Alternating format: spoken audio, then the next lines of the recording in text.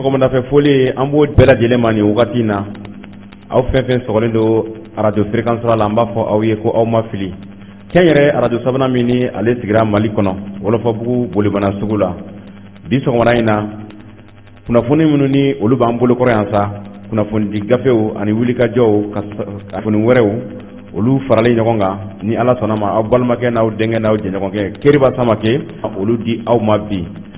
an balimakɛ n'a jɛɲɔgɔnkɛ Isufa Kone ale ma se ka kɛnɛ la sɔrɔ bi ka sababu kɛ Isufa Kone a fari man di a la o la an ka fara ɲɔgɔn kan an ka dugawu kɛ Isufa ye Ala ka nɔgɔya di ani banabagatɔw bɛɛ lajɛlen ma sɔrɔ ni Ala sɔnna ma an bɛ ɲɔgɔn sɔrɔ yan sini sɔgɔma halisa an b'a fɔ aw ye ko aw ni sɔgɔma aw bisimila an ka kunnafoni ale kɛnɛ kɔnɔ kuma galamani Keriba Samake nɛgɛ kɛrɛfɛjuru o bɛ Awe Tarawele bolo Awe an b'a fɔ bɛɛ lajɛlen ko bɛɛ bisimila an ka kunnafoni kɛnɛ kɔnɔ bi sɔgɔmada in na Awe kunnafoni di gafe min bɛ n bolo bi fɔlɔ ale tɔgɔ ye ko le pays ale kumana an ka jamana a camancɛ yan fan kan ka kɛra sababu kɛ gɛlɛya min ni o bɛ jamana in kɔnɔ ka taga le pays ani sema ni ɲɔgɔn cɛ le pays y'a jira k'a fɔ ko sema ani fara u bɛ jɛ ɲɔgɔn an ka bolo masirilen tabaw olu juguya la koyi ka sababu kɛ walasa le pays a y'a jira bi Awe k'a fɔ ko jɛɲɔgɔnya dɔ bɛ faransikaw ani sema ni ɲɔgɔn cɛ ko a jɛɲɔgɔnya in ko a cɛ man ɲi kosɛbɛ ka sababu kɛ a man di Mali la u n'u ŋaniya de bɛ ɲɔgɔn na ni o ye ŋaniya juguba ye kunnafoni a y'a fɔ cogo min na k'u ye kunnafoni sɔrɔ cogo min na ko Faransi ani o siratigɛ kɔnɔna la an ka jamana kɔnɔ yan koyi ɲɔgɔnye ninnu u bɛ k'a kɛ sanga ani wagati su ani tile ka sababu kɛ u b'a fɛ ka fɛɛrɛ de ɲini fɛɛrɛ min ni o bɛ se ka sebaya sɔrɔ an ka golo ma tɔgɔya min ko les femmes les femmes olu ni a ma ɲɛ k'a fɔ ko kɛrɛnkɛrɛnnenya la o ye fasoba in ale tɔgɔla kɛlɛbolo ye kɛlɛbolo min ni ale fana bɛ k'a ka baara kɛ ka ɲa min ye Faransi ani sema ka ni jɛrɛjɛ in ye sa o ye ka jira k'a fɔ ko ka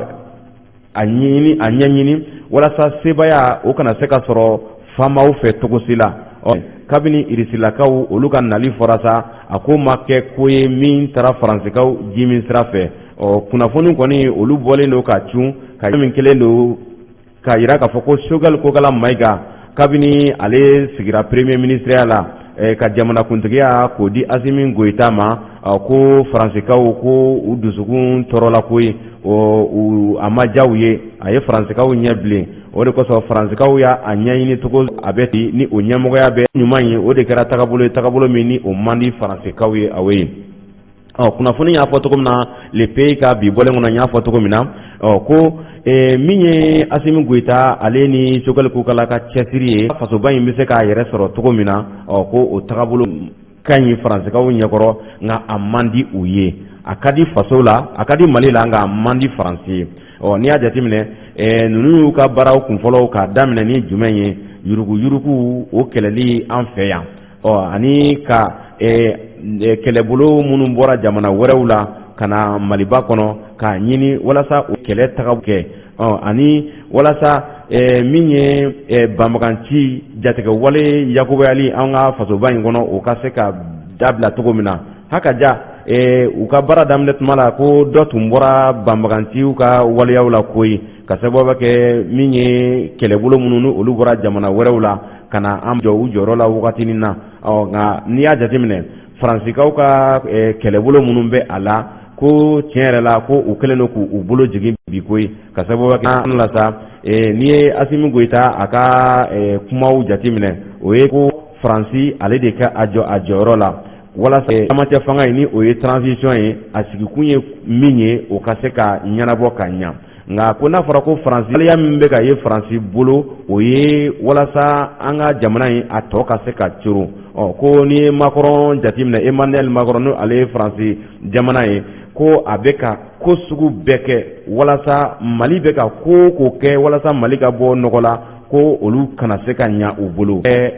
o bolo la ko kɛlɛ bɛ ka kɛ cogo min na u t'a fɛ an ka se ka sebaya sɔrɔ an ka kɛlɛw kɔnɔna la bon n'o dun fɛnɛ ma kɛ ko bɛɛ Mali o tɛna se k'o sɔrɔ ko ye kun kɔnɔna la sa Faransi ani sema ye ko makun bɔra kan kɔni ale filɛ nin ye ka a jɛ bɛɛ kan mɛn ka yira k'a fɔ ko Faransi ale kɔni a kan ka nin ko ninnu dabila ten sabu kɛ ni o ye Mali ni Irisi ka jɛɲɔgɔn jɛkuluya ye o de digi ko nin ye fɛɛrɛ wɛrɛw tigɛlen Faransi fɛ fɛɛrɛ min ni bɔ kɛra o kalama Fasiri kɛlɛtigi Danjogo ale ka laseli de ka bɔ le pays a ka bi bɔlen kɔnɔ Awoyi Traoré an bɛ to le pays a ka bi bɔlen kɔnɔ kɛrɛnkɛrɛnnenya la an bɛ taa Kuluba min ni ale sigira jɛrɛjɛkulu min ni ale tɔgɔ ye ko panel des assises nationales de la refondation ale ye jɛkulu min ni o ye sigikafɔ ani u kan ka jɛkulu kura min sigi o jɛkulu in k'a sigira Awoyi Traoré a kɛlen Kuluba sa ko a ɲɛmaya o tun bɛ an ka jamanakuntigi bolo ni o ye Asimi Goita ye a kɛra ma hakɛya minnu ni olu sigira ka kɛ panel des assises nationales o ɲɛmaya la olu caman tun bɛ kɛnɛ kan tan dam tara di olu ma ko Awoyi Traoré olu maa minnu taara nin ye olu bɛɛ lajɛlen ka ɲɛmaya o ministre b'a wele ko Zeni Mulaye e de kɛra o ɲɛmɔgɔ ye ɲɛ décret min ni o bɔra octobre kalo tile 16 san 2021 ka yira k'a fɔ ko Zeni Mulaye ale ka bila ni panel ni jɛkulu in ale ɲɛmɔgɔya la u ka se k'u ka labɛnw kɛ ka bɛn ni a don seli ye n'o ye assise nationale min ni o ye sigikafɔ min ni a bolodalen don o jɛkulu ɲɛmɔgɔ de dilen filɛ nin ye Zeni Mulaye ale ma assise in yɛrɛ sa ale bɛna kɛ o tile 26 la assise in sigikafɔ in yɛrɛ kun ye jumɛn ye a kun ye ka yira k'a fɔ ko an ka fasoba in tiɲɛ don ɲɛmaaw bɛ yen o n'u ka premier ministre u bɛ yen nka ko fasodenw de hakilila ka kan ka ɲininka o fasodenw hakilila ɲininkali o dɔgɔdalen de filɛ nin ye n'i y'a jateminɛ ni a don yan'a don ka se fɔ nin jɛkulu in ka sigi sa o jɛkulu in de sigilen filɛ nin ye ka ɲɛmaa di Zeni Mulaye ale ma kuma o kɔni o dira a yɛrɛ fɛnɛ ma a y'a yira k'a fɔ ko ɲɛmɔgɔya min dilen filɛ ale ma nin ye ale n'a ka jɛrɛjɛkulu ko ni Ala sɔnna ma ko fasodenw ko an bɛna nimisi wasa sɔrɔ min ye sigikafɔ ye olu bɛna sɛbɛkɔrɔ labɛn a ka ja caman bɛ k'a fɔ ko sigikafɔ in ko n'o ye assise nationale ye ko a tɛna se ka kɛ ni Ala sɔnna ma olu bɛna a dɔn ko don ka jan ka don se bamaɲɛ olu tɛna a kɛ fasoden si kɔ k'a ta politique maaw la ka na société civile kunda sifinnakaw ka fara denmisɛnninnakaw kan ko bɛɛ lajɛlen kɔni k'an bɛna fara ɲɔgɔn kan ka assise nationale ka a kuma kɛ min bɛ min fɛ o bɛ se k'o fɔ a kɛra politique ko ye wo a kɛra kalanko ye wo a kɛra élection natɔw ye wo a kɛra jamana yɛrɛ tagabolo ye walasa jamana in yɛrɛ bɛ se ka yɛlɛma cogo min na walasa jamana in a bɛ se ka a yɛrɛ sɔrɔ cogo min na ko n'i y'a jateminɛ ko faso in ko a bɛ gɛlɛya min kɔnɔ ko gɛlɛya kɔrɔ don ko mais ko an ka bila an kunna Awoyi Traoré ko an dakan tɛ gɛlɛya min bɛ Mali kɔnɔ bi ko an dakan tɛ ko sigi ka ko fa kɛra ko minnu kan ni fasoba in ma ko ni olu bɛ kɛ sɛbɛnba kelen ye an bɛɛ bɛ bɛn min kan o de sera kunnafoni y'a yira k'a fɔ ko u ka ɲɛmaa o Zeni Mulaye ko kɛnɛ de nin wagati a la ko ye Ari ale tɛgɛ da kɛlen ale kan sa a y'a yira k'a fɔ ko tiɲɛ yɛrɛ la ko ale ye maa min ni a sɔrɔla ko caman na koyi a da sera ko damadɔ ma o koba fɔlɔ o ye jumɛn ye an ka polisilaka 2 min ni olu fagara Watagunna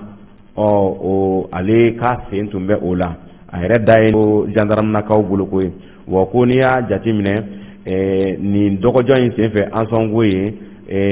an ka gardiw kɛlen k'u tɛgɛ d'a kan o y'a yira ye k'a fɔ ko a bɛ jɛkulu la jɛkulu min ni u bɛ wele ko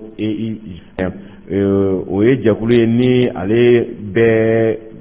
olu b'u ka baara cɛjugu kɛ commune rurale Ansongo in kɔnɔ yen kosɛbɛ kamalen a bɛ bɔ dugu min yɛrɛ la o dugu in yɛrɛ tɔgɔ ye ko Tasika Tasika o fana bɛ Ansongo mara la a wolilen sa ni o ye Mohamed El Mokhtar ye ko a y'i da tabali kan de koyi ka kuma caman fɔ jɛkulu la a y'i da se olu ma a sen yera wale cɛjugu fɛn fɛn na maafaw dɔrɔgu feerew minɛnjugu feerew ko a y'a yɛrɛ kɔfɔ koyi ka tila ka a da se mɔgɔ wɛrɛw fɛnɛ tɔgɔ ma kɔni y'a yira k'a fɔ ko tiɲɛ yɛrɛ an ka polisilaka ntanyana octobre kalo tile 14 ko ale sen bɛ o la koyi a y'a da se mɔgɔ wɛrɛw ma mɔgɔ wɛrɛ minnu ni olu bɛ taa fɔ ka taa se Abdul Kadiri ma o bɛ bɔ Gawo ani Musa Mahamadu ka bɔ Ansongo olu ye a jɛɲɔgɔn dɔw ye olu ka baara fana ye ka moto ta ka taa di maa banbagaciw ma minɛnw b'o la ani marifaw koyi ko n'i y'a jateminɛ u ye tiɲɛli kɛ dugu caman na Ansongo Fafa Tasiga Labezeliman ani dugu caman wɛrɛ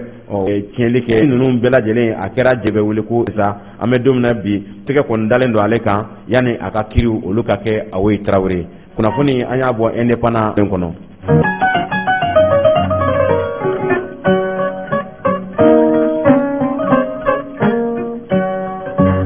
Awoyi an bɛ don y'a yira k'a fɔ ko Faransikaw u kɔmana gannen don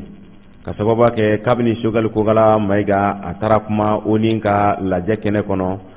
septembre kalo tile 25 tɛmɛnen a lajɛ in a kuma in lajɛ in kɔnɔna la a kɛra ko ye ni a ye k'u ɲɛ bilen kosɛbɛ o kun kɔnɔna la sa an bɛ don min na ko bi Faransi ani Mali cɛ ale don kosɛbɛ a ka kalababa kɛ tiɲɛ o tɛ baden fɛn ye o de kosɔn tiɲɛ min fɔra u ye a y'u ɲɛ bilen koyi an bɛ don min na ko bi fɔ a ko kɛra siran ye ka sababu kɛ min ye u ka ɲɛmaa ye n'o ye Emmanuel Macron ye a da fɔ ko juguya dɔ jɛɲɔgɔn juguya ye ni sema ye ko a yirala k'a fɔ Awoyi min ye u ka lasigiden min bɛ Mali kɔnɔ yan nɔ n'a bɛ fɔ o ma nanzarakan na ko ambassadeur ale y'i senfa ka kuluba ma sɛgɛrɛ koyi a ye ɲɔgɔn ye a y'o ɲini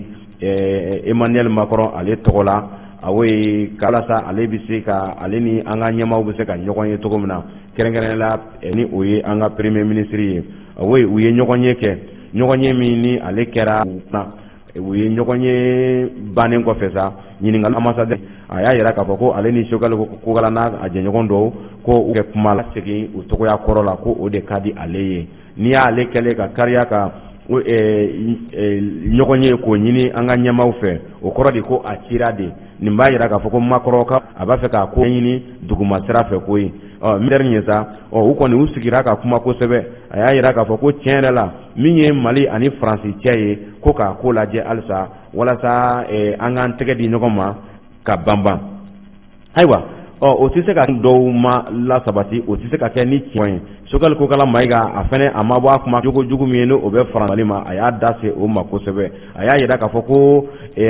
Faransi ani Mali cɛ jɛ min bɛ u ni ɲɔgɔn cɛ bi la jɛ tɛ wa jɛ banbannenba don o jɛ in bɛ tagabolo min na n'o ye tagabolo ɲuman ye min da ka d'an bɛɛ la ko Mali la wa o de ka di Faransi la wa o de fana ye halisa Mali ka laɲini ye a ye nin bɛɛ lajɛlen ɲɛfɔ lasigiden ye Faransikaw ka lasigiden ye a y'a yira k'a fɔ ko k'ale Mayer ko ale kɔni ye kuma ninnu bɛɛ lajɛlen mɛn wa kuma ninnu ye tiɲɛ ye koyi ko n'i y'a ye ale y'a ɲini ka na bɔ Choguel Kogala Mayiga la u ka ɲɔgɔn faamuya o de don ni Ala sɔnna ma ale kɔni ale na kɛ maa ye n'a bɛna ci lase ko u bɛna se ka sɔrɔ koyi fasiri an y'a bɔ ko falenni ko tun tɛna ko bɛna falen ko n'i y'a jateminɛ ko tagabolo de tun ye o ye professeur Amidu Boli ko ale kɔni tun kɛra sugantilen don k'an ye a fɔ k'an bɛ o bɔ yen an tun kan ka olu kɔnɔ olu k'u ka bɛnkan kura n'i y'a sɔrɔ Mali kura kalama yɔrɔ gɛlɛya kɔni bɛ o la dɛ fasiri an y'a bɔ indépendant ka bi bɔlen kɔnɔ Awoyi Tarawele ale tɔgɔ ye ko cikan ale kumana a y'a yira k'a fɔ ko faso olu kumana min ye sigikafɔ ye Mali ale ni Amadu Kufa ani Iyad Agali olu ni ɲɔgɔn cɛ gouvernement kumana yan ko gouvernement y'a yira k'a fɔ ko olu ma laɲini kɛ k'a fɔ ko na gouvernement Amadu Kufa ani Iyad Agali fɛrɛ sabatilen don kabini sɔrɔ sa sugu bɛɛ sigilen don place de l'Ennemi sigilen ka tribunaux n'o ye base olu bɛɛ lajɛlen sigilanw yan fa ma Awoyi Tarawele kɔrɔ ko labɛnw bɛɛ lajɛlen kɛlen don kabini sɔrɔ sa kɛnɛ o furannen don k'o jɛ o kɔni y'a yira k'a fɔ ko bɛ maa ba miliyɔn 2 de la u tɛ nɔnɔ bi u jigi bɛ maa u ka ɲɛmaa sa ni ale tɔgɔ ye ko Adama Jara n'u b'a wele ko Ben le Cerveau ale kɔni ale cɛ ye bi cɛ wanɛ don ni a lamɛnnen don sifinnakaw fɛ ni a lamɛnnen don a ka jɛkulu fɛ n'o ye yɛrɛwolo debout sur les remparts ye ale fɛnɛ kɛra jɛkulu ye jɛkulu min ni a dɛmɛnen don jɛkulu wɛrɛw fɛ nin kɛnɛ in kɔnɔ n'olu bɛ wele ko Fédération nationale des associations des marchés du Mali n'o y'an ka mɔkɛlaw ka jɛkulu du fɛnɛ y'a yira k'a fɔ ko nin wulikajɔ in a tɛ se ka kɛ olu sen kan ten olu bɛ wuli ka fara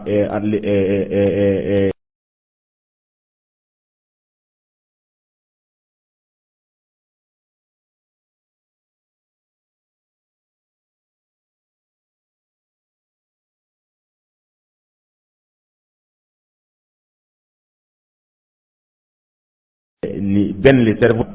k'olu kɔni b'a la ɲini yɛrɛ sa olu sɛbɛ don ko hali sugujɔ ko o tɛ kɛ bi ko ye ko butigiw olu bɛ datugu bi walasa yɛrɛwolo debout sur les remparts u bɛ se ka jama sɔrɔ jama min ye u sagona jama ye fasiri an y'a sɔrɔ Awoyi Tarawele cikan ale ka bi bɔlen kɔnɔ bi sɔgɔna in na Awoyi an ka maa welelen ale kɛnɛ sɔrɔ Sidi Lamine Danbele monsieur le maire an b'a fɔ ko ani sɔgɔma an sira la Ala k'an tile hɛrɛ la amin yarabi Ala min b'an da Ala k'a kɛ hɛrɛ ye Mali cɛ muso denmisɛnnin mɔgɔkɔrɔba bɛɛ lajɛlen amin yarabi aw bɛɛ lajɛlen fo kosɛbɛ ka taa sanfɛla ma fo dugumamɔgɔw an ka foli b'aw bɛɛ lajɛlen radio so in Mali kɔnɔ ni Mali bɛ cɛ muso denmisɛnnin mɔgɔkɔrɔba fɛn fɛn bɛ ka radio lamɛn n'o bɔra la Keriba ko belebele min bolodalen don anw yɛrɛ ye a tɔn kɔnɔ mɔgɔ ye n'a bɛ fɔ a ma les membres fondateurs depuis yɛrɛwolo debout sur les remparts en 2019 ɲɔgɔn sɔrɔ Kulukoro ka tile ye an ka foli yɛrɛ belebele bɛ Eli Kone n'o ye maire n'a bisimila kɛ ka mɔgɔw lamɛn tilen kɛra téléral sigili kan baara ka kɛ fɛn cogo min fɛn bɛ kɛ fɛn ɲɛ bɛ don min na ko bi debout a kɛra tare ye k'a taa a ma fo Faransi k'a taa a ma fo États-Unis Mali fantan 4 u bɛɛ lajɛlen bɛ k'a tɔgɔ minɛ o milenen don bi taa Kidali ma fo Kayi u bɛɛ lajɛlen ta ɲɔgɔn sɔrɔ a la association minnu bɛ yɛrɛwolo la o association bɛɛ mɔgɔ ka tɔndenw ye k'a bɛɛ lajɛlen ka se kɛnɛ kan depuis 14 heures depuis su an tun bɛ yen ne y'i da se a ma depuis su an tɛmɛna k'an munumunu ye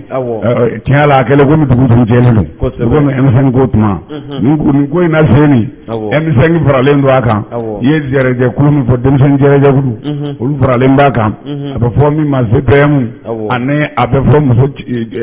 lafuninenba min bɛ Kati mara la ani cɛ samuso minnu bɛ yen ani denw olu ka jɛkulu faralen b'a kan sugu mɔgɔw b'a la association jigiya mɔgɔw yɛrɛ wulilen don k'i jɔ ko nin kelen kana fɔ u kɔ komi u ka président o b'a la n'o ye Sidi Lamine Danbele ye monsieur le maire donc nin ko in na an bɛ foli bila bɛɛ lajɛlen labɛnbagaw y'u sen to kɛnɛ kan ani k'a bila fo autorité de la transition mɔgɔ minnu y'a fɔ ko lajɛ in a bɛ se ka kɛ